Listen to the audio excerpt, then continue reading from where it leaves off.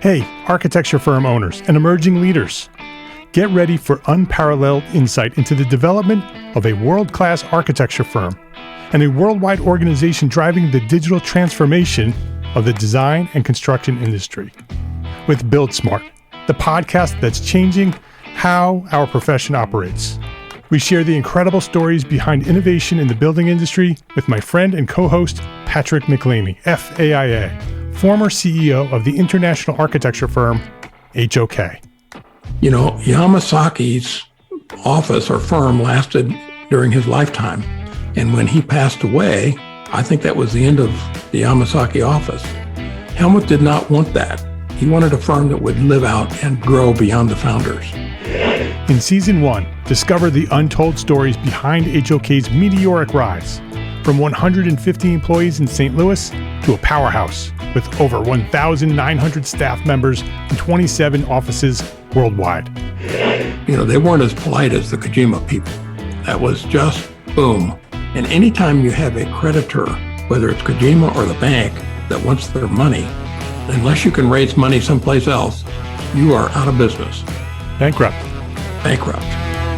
And hold on tight for Season 2, where Patrick takes us on a new adventure as chairman of Building Smart International, shaping the future of digital transformation in the design, construction, and operation of built assets. Ian Howell, Ken Harold, and I, Ken was my technical representative from HOK. The three of us took a tour of Europe of 5 cities in 5 days. Very busy time. Simply follow the link in the show notes to subscribe to Build Smart now and uncover lessons that will transform you and your architecture firm.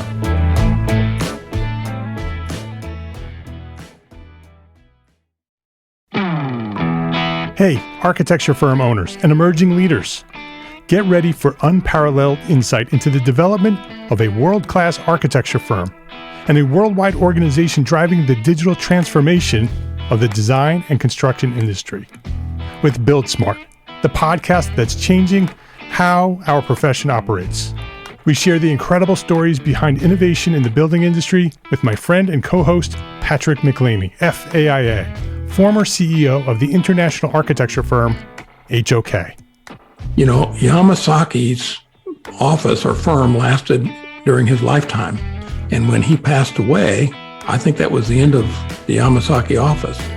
Helmut did not want that. He wanted a firm that would live out and grow beyond the founders.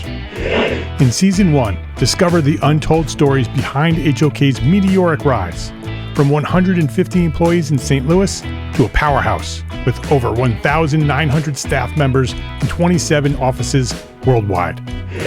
You know, they weren't as polite as the Kojima people. That was just boom. And anytime you have a creditor, whether it's Kojima or the bank, that wants their money, unless you can raise money someplace else, you are out of business. Bankrupt. And hold on tight for Season 2, where Patrick takes us on a new adventure as chairman of Building Smart International, shaping the future of digital transformation in the design, construction, and operation of built assets. Ian Howell, Ken Harold, and I, Ken was my technical representative from HOK. The three of us took a tour of Europe of 5 cities in 5 days. Very busy time. Simply follow the link in the show notes to subscribe to Build Smart now and uncover lessons that will transform you and your architecture firm.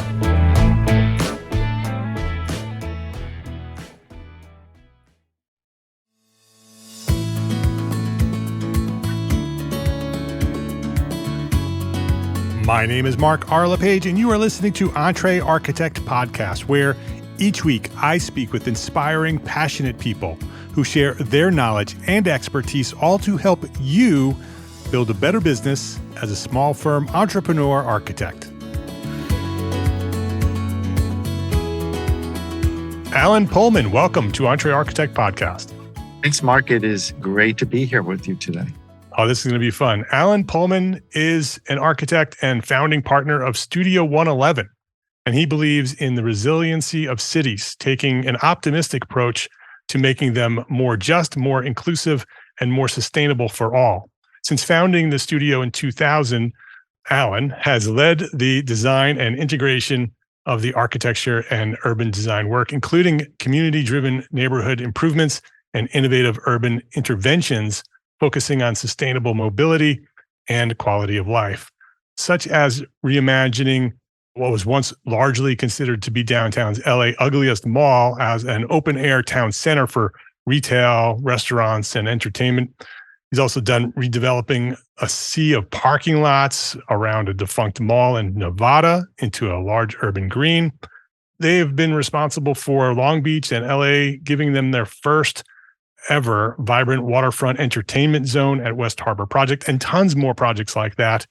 Studio 111 is all about building inclusive, I've heard the word character-ful used to describe them, character-ful communities that will help cities continue to thrive. And so I love the work that you're doing, Alan.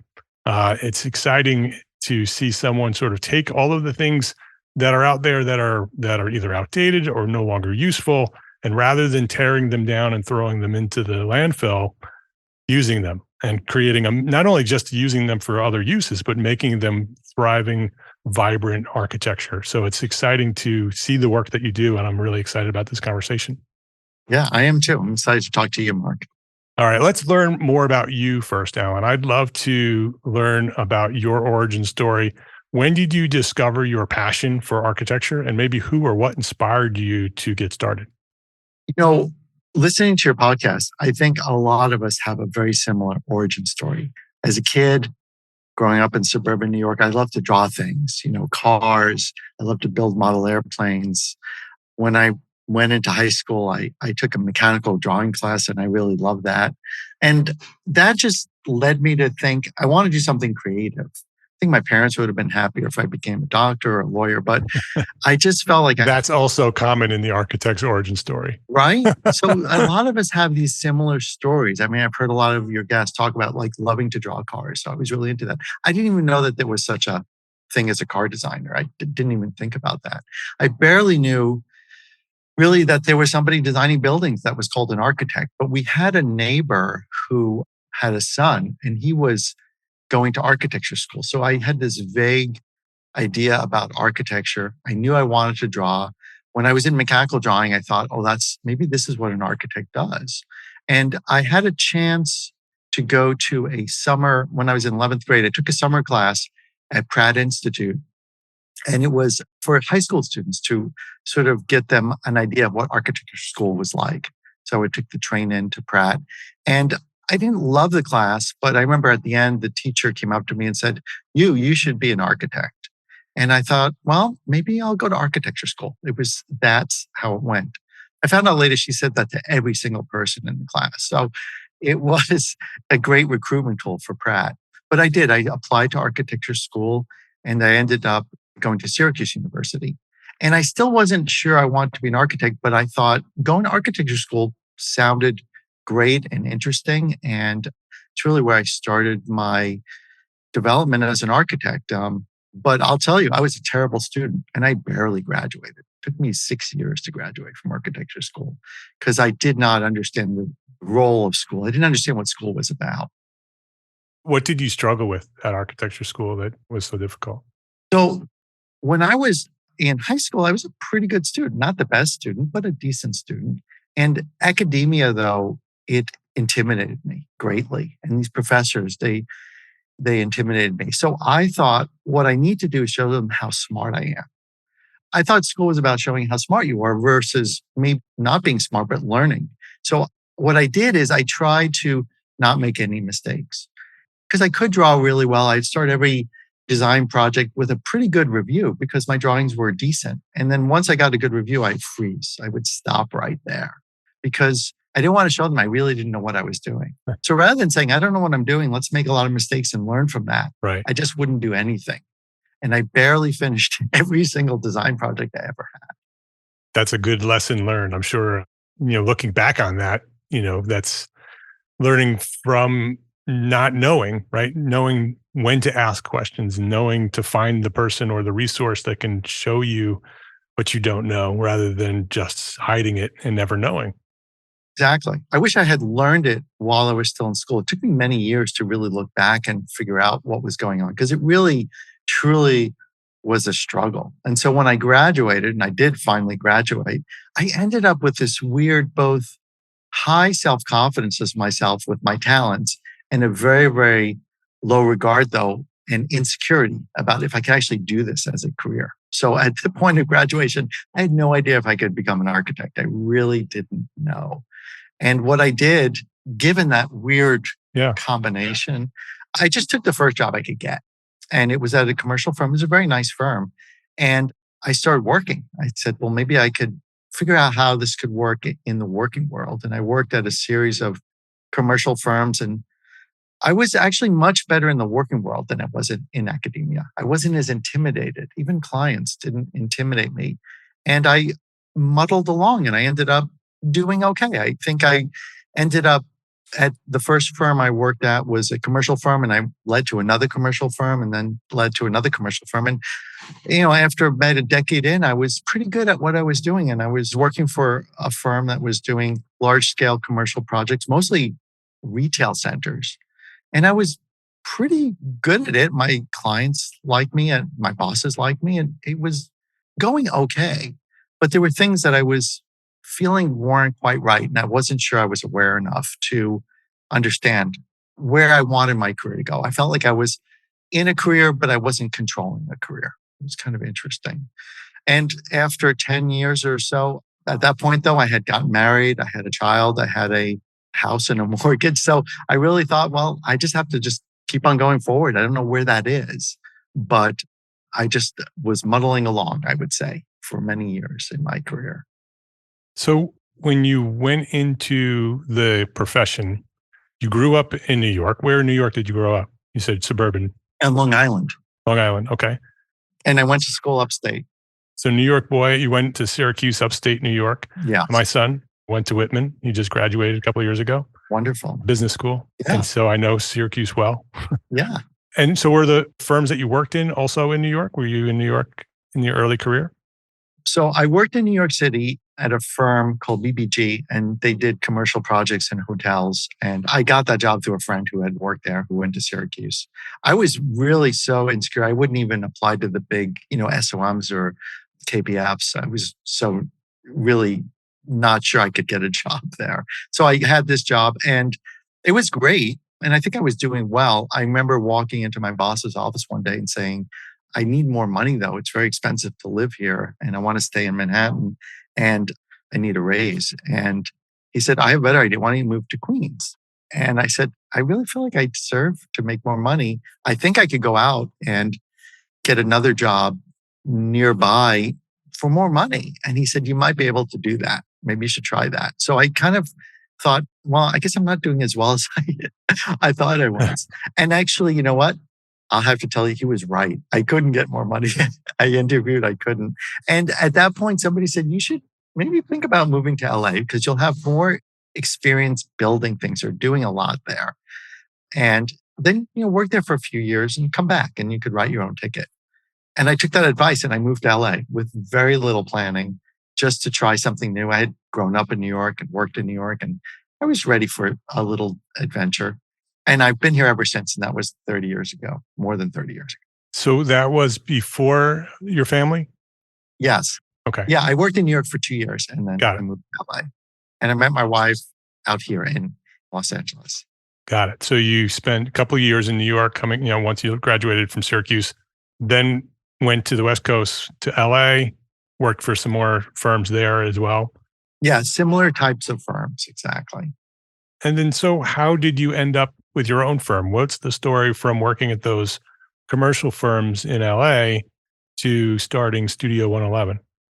So the kind of work we were doing is large commercial work. And like I said, I had developed some expertise in shopping centers. And the firm I was working for in LA at the end, we were doing shopping centers all over the country. So I was flying around to Indianapolis and to Pennsylvania, Northern California, doing work. And nothing wrong with that work. It's actually quite great. But at the same time, it felt a little odd because you would go into a town and you would build a new shopping center on the outskirts of town in an area you really didn't know much about. And in an area you weren't even sure that it needed a new shopping center. Shopping centers were a vehicle for people to invest their money. You didn't even know if the town needed a shopping center, but it became an investment vehicle. So I was working in places I didn't really know. I had no connection to Los Angeles or my neighborhood. I was working nationally. And it felt like, do I know what I'm doing? Am I sure about the impacts of the projects I'm doing? Because I would go to some towns where they were building a new shopping center or a mall.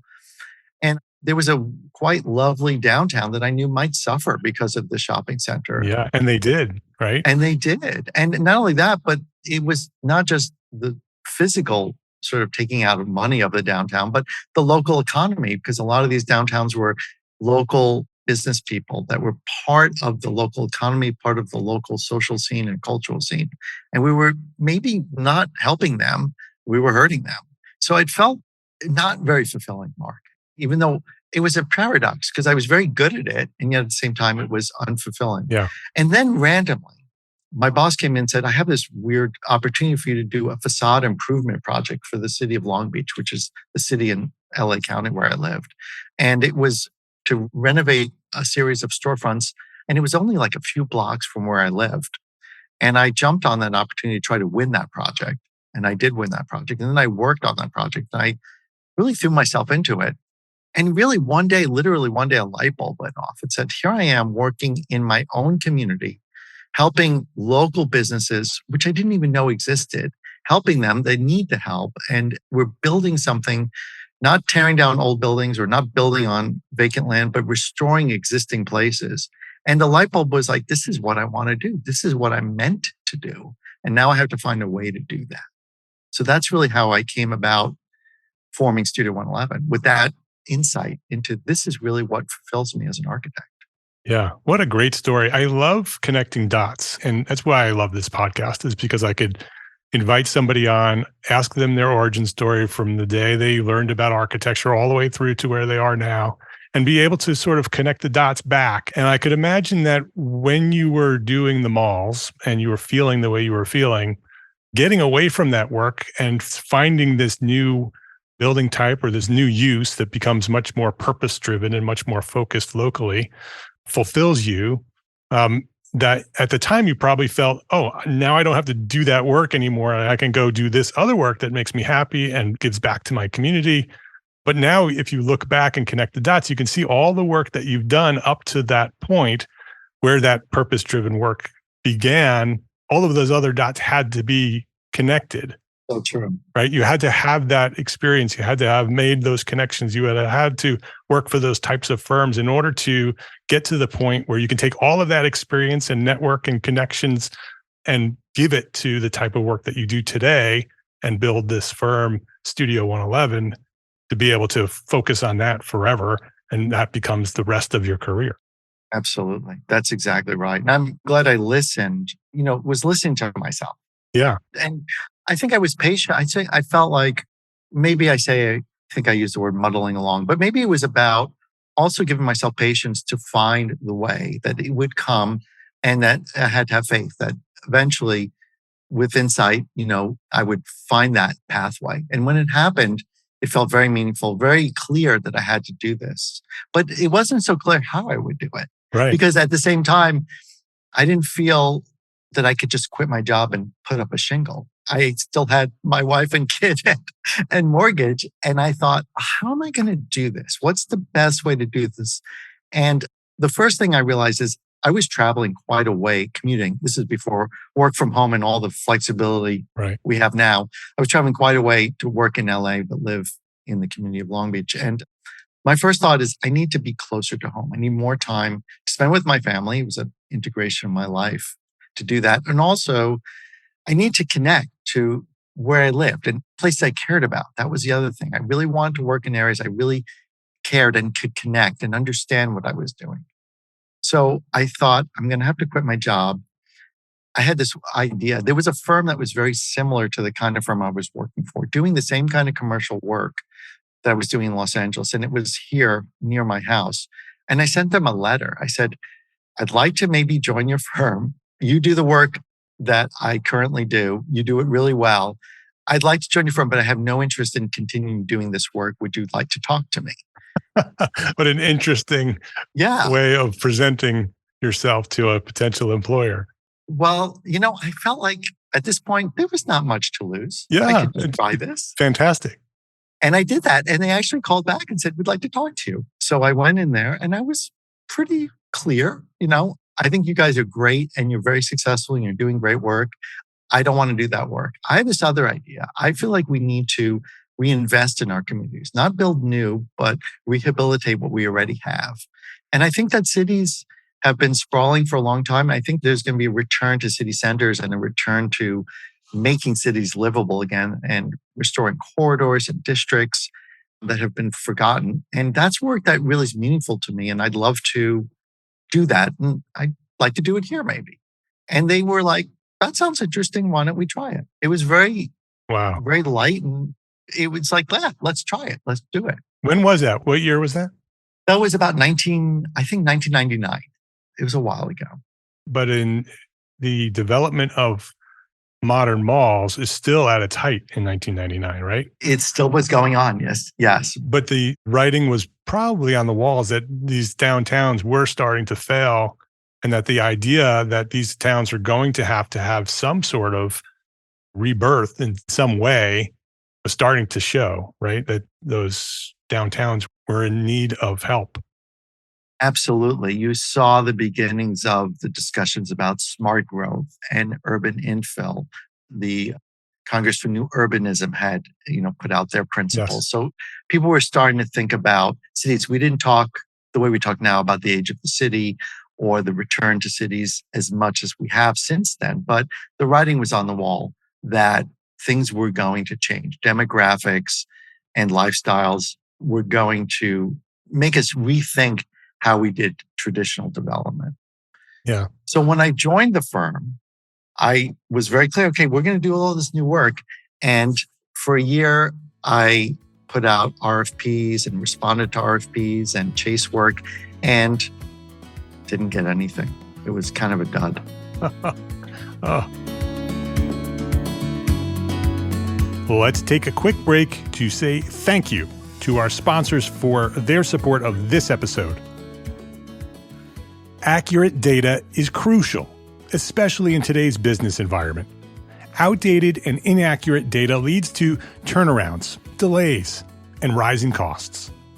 With supply chain and staffing issues, these costs and delays can multiply. That's why a resource like RCAT.com is so important. RCAT works with manufacturers to keep their data up to date and accurate, and offers it to you easily accessible and free. Use RCAT's powerful search engine to find what you need fast and download it right there on their site without needing to pay for anything. It's free. You don't even have to register. So go try RCAT.com today. That's ARCAT.com.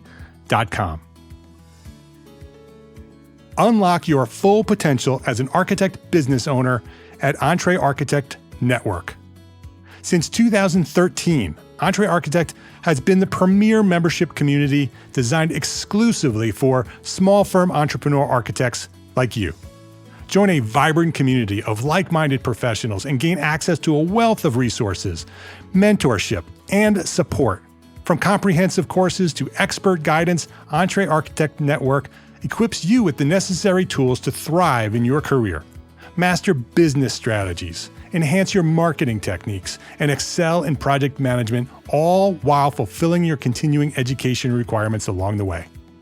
Break free from the isolation and connect with a supportive network that understands the unique challenges that you face as an architect business owner. Whether you're a startup architect or a seasoned professional looking to make a difference, join us, and we will help you elevate your career, boost your confidence, and unlock opportunities for your architecture firm. When our community of entrepreneur architects is linked and leveraged as one, there's no limit to the impact that we can have on the world.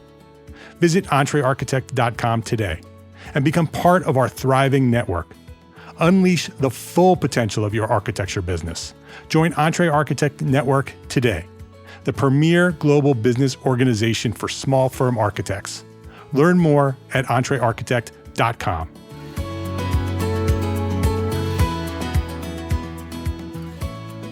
So what happened is I thought about this and I said, here's the problem. This firm, which is a commercial firm doing shopping centers and almost all shopping centers, and mostly suburban shopping centers, had a great brand, and that's what they were known for. And here I am trying to change the perceptions in the marketplace, and it's not going to work. That's maybe not going to work. So I brainstormed it. And I said, we need to create a division, and it has to have its own name, and it has to have its own identity, a totally different identity. It's still part of this company, but it needs to have a different story, a different narrative. And that's going to help us get the kind of work that I'm really interested in doing and what I think is important for this firm to start doing. Because I do think there is an expiration date on this kind of work that we're doing. We need to start shifting. So we brainstormed it and I put together a position paper. And I came up with the name Studio 111 because our address was 111 Ocean Boulevard and it had a clever logo we came up with. And we started with 3 people at Studio 111. And as soon as I changed the narrative and created a brand, we started getting work. I love that. And we focus on the idea of brands for architects a lot. And that's a perfect example of building a brand around a very specific target market, saying, here's what we do, right? And that's all we do. We're an expert at doing this type of work. And the work that's out there finds the experts. And so I love that. It's a perfect example of that. So we started with 3 people and we started by pursuing more storefront facade improvement programs because I knew that there was money from community development block grants and redevelopment agencies out there to do this kind of work. I knew we were passionate about it. We loved working with communities and landowners and individual businesses. And we brought a lot of talent to it. And not every architect was chasing this kind of work. So we pretty quickly found a niche and became, throughout LA County, I think, the go-to firm to do this. And we did literally hundreds of these for many, many years and built our DNA out of that kind of work, which meant working in existing places, working with limited budgets, so trying to be efficient, and connecting with communities and bringing larger issues to sometimes small projects, trying to make as big an impact as we can with sometimes the most minimal means. At the time before you rebranded, when you first got that new job, how was the structure set up? Did you come in as a partner or did you come in as an employee? I came in as an employee. I was just a designer, actually. And then when you rebranded, were you still an employee at that time? I was still an employee at that time. Yeah. So what's the rest of the story? Because today you're the founding principal, right? Yeah. Well, I founded Studio 111. And so it's interesting. The business part has been really interesting. There was another reason I wanted to join a firm because what I knew about architecture was I love design and engagement and working with clients and writing proposals. But I also knew that to be successful as an architect, we needed to have an accounting department and HR and insurance. And those are things that I knew were absolutely critical, but were not of particular interest to me. So by joining a firm that had all of those resources, I was able to focus on the architecture part and all those other things were covered. So I think it was smart. Looking back, I was smart to do that because I don't think I would be terribly good at those things. But it also instituted a professionalism to our small little startup. And what I would say, and part of our branding was, we are like a small boutique startup with that focus on design, but we have the resources and the professionalism of a larger firm. And that actually was really appealing to a lot of our early clients. It's such a great idea. It's a great model. I'm surprised that it's not used more often. Surprised too. I think we were lucky that I ended up at a firm that didn't impose their ego on bringing it all under one big banner because it's been really efficient for the company. I'm not going to say it's always been easy or there weren't conflicts. There absolutely were. Sure. You can't have a group of people without that, but it did work. So how did you become partner? Where did that happen? So even though we had our own division, it had a totally different marketing and branding image. It's just been always one large corporation. And as the founding partners of that older firm started to retire, we created a stock ownership transition plan where we were buying them out over time. So for many years, I was spending a lot of my disposable income buying their stock. But over many years, I've been doing this a long time, and sort of the lesson of perseverance, we were able to find a way to finance all of the founding partners out. And now I'm the largest shareholder in the corporation. It's still one large corporation that's grown a lot since I joined. And it's been a great, I'm very happy with the way things have evolved. Yeah, that's also a great example of that model as well, of a younger partner coming in and buying out the senior partners, right? Somebody who's built this thriving, successful architecture firm wants to move on and exit their firm. That's a great way to do that, right? Bring in a younger architect who wants to take on that responsibility and sell it to them over time. And we actually, there's other senior principals and partners here. My partner here at CM11, I brought him on, and he's been, side by side with me as we've grown over the last, 15 years. Michael Bond, he also is a significant shareholder too. So we've spread the ownership of the company around a little bit, but we really were very intentional, Mark, about a transition plan. And it takes a long time to put it into place and takes a long time to actually make it work. But I think transitioning a firm from the founders to the next generation, it's one of, I think, our great, success stories. It's not always easy to do. Yeah. Before we wrap up and before I ask you the final question that we have, I'd love to learn, maybe even share just an example of the type of work that you do, because we talked about this sort of on the surface, but can you sort of explain the type of work that you do today and maybe, a specific project that you really like? So your intro was really great. We really are about creating communities and preserving and creating vital places and preserving vital places. And that was the lessons we learned in our facade improvements are the lessons we bring to all projects. So we do a lot of adaptive reuse because we went from facades to adapting and reusing full-on buildings. And then we also had to work a lot with communities. So we started doing a lot of district plans and vision plans with communities. And the waterfront is a good example. We're really creating a new waterfront destination in Los Angeles where there frankly aren't a lot. And it's in the working port. It's called West Harbor. And it's replacing an older, somewhat obsolete waterfront destination that was there before with a new sort of multi-destination place. We're working with James Corner Field Operations on landscape. And it includes restaurants and retail and parks and breweries and 6,000 seat amphitheater. It's really going to be a great destination for the residents of LA County. So we're really excited about that. As we were talking about the return to the city and revitalizing cities, we also saw that cities needed to have housing built in them. Corridors couldn't support just retail or commercial. They needed to be mixed use. And the cities of the past were mixed use, and we're going to return to that. And so we started to develop infill housing, and a large part of our practice now is infill housing.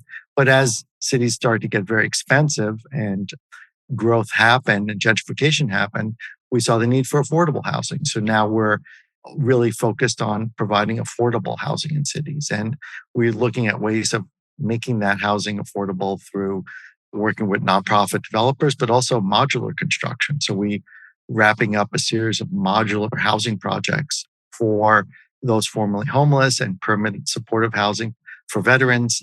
And I think it's all urban infill. It's all creating more vital places, but it's meeting the needs of the city of today.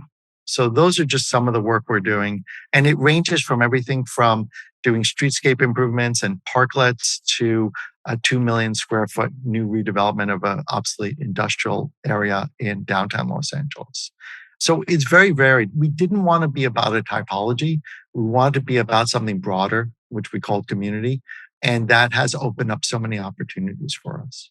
Yeah, I love that as well. And you're pointing out so many lessons for the listeners because, again, a perfect example of a firm that is focused on a brand, has built a very specific niche and an expertise, but it has a tremendous diversity in the work that you do. Because that's often the pushback from architects who we recommend to build a brand or find a target market and focus on a specific market, is that they don't want to be pigeonholed into just one thing. But you've constantly evolved and your portfolio has constantly been revising to the current need of the market, right? Find that market. What does that market need? It's very interesting to look at your portfolio and look at your brand and the work that you're doing.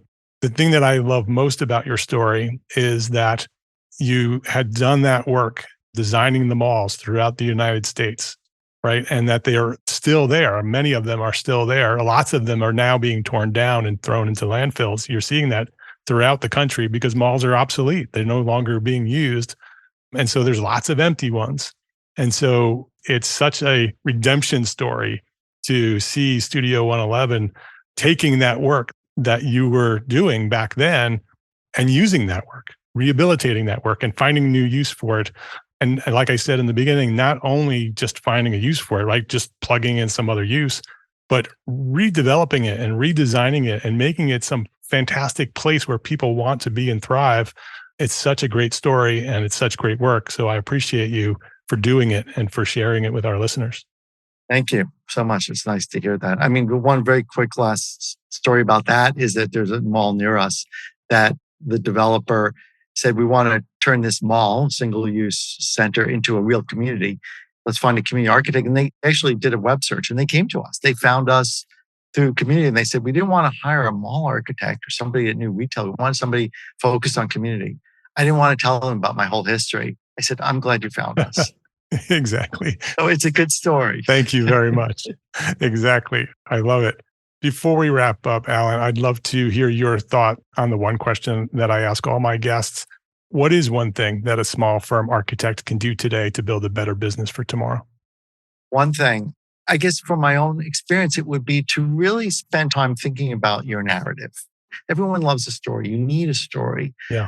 It's not just pitching yourself to a client, but it's how you even think about yourself and how you think about consultants. It's a story you want to tell to potential employees.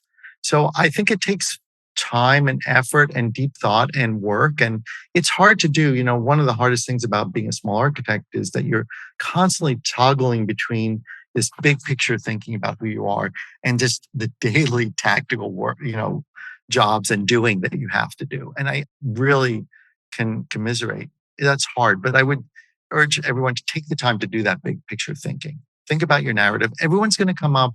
Everyone has their own story. Everyone is unique. And that story, which is about who you are, who your firm is, what's special about your clients and your employees, is a worthwhile thing to just always ruminate and develop. His name is Alan Pullman. The studio is Studio 111, all spelled out, Studio 111. You can check out the website and all the work that they do at studio-111.com. So studio111.com. So studio-111.com is the website.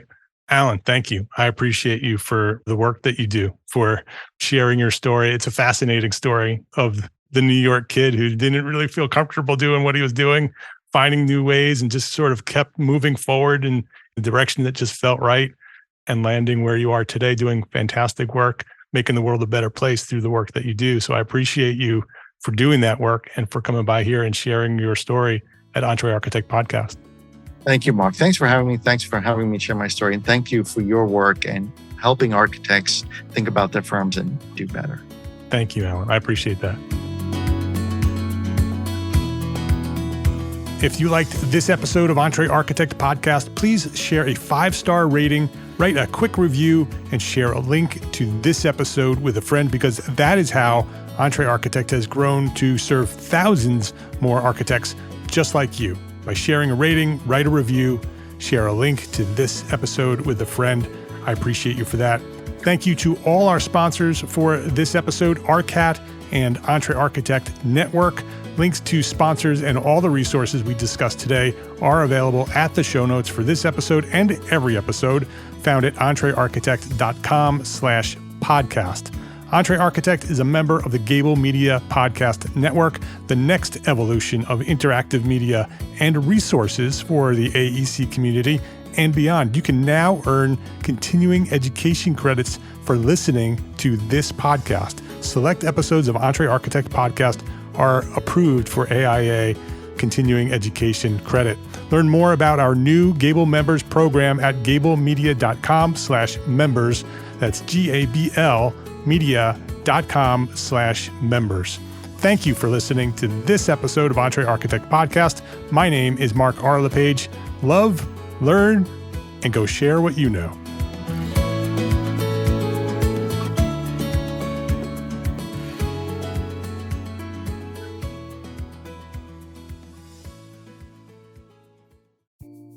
Imagine earning continuing education credits while doing exactly what you're doing right now. Well, you can. Gable Media has revolutionized the way you earn your continuing education credits with a groundbreaking approach. Forget running around town and scouring the internet for credit-worthy courses. Fulfill your CE requirements effortlessly by listening to engaging podcasts just like the one you're listening to now. Our podcasts are designed to educate, entertain, and inspire, all in a user-friendly environment. But wait, there's more. Architects, Gable Media is also approved as an AIA continuing education services provider. Upon completion, we handle everything, from reporting your hours directly to the AIA to storing your certificates in your personal Gable Media profile for your self-reporting needs. So follow the link in the show notes and start earning your credits in the most innovative and entertaining way possible with Gable Media.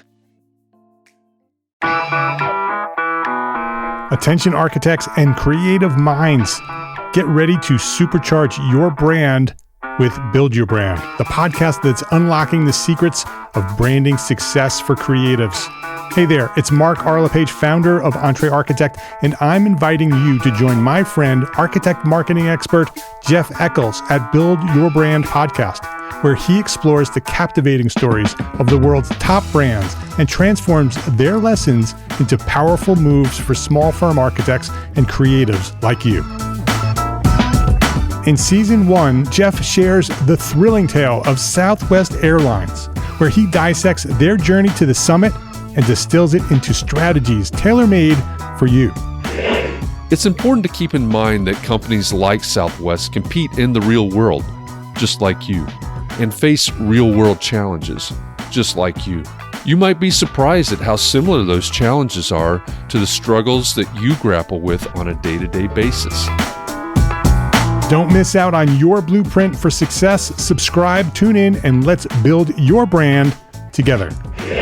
You may have noticed that the very best brands in the world are also known for having somewhat unique corporate cultures. That's often the glue that holds everything together when they encounter those rough spots.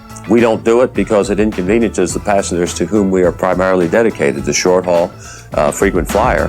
Follow the link in the show notes to subscribe to Build Your Brand today. Remember, no matter the size, the journey's the same. Your brand's journey to the top starts here.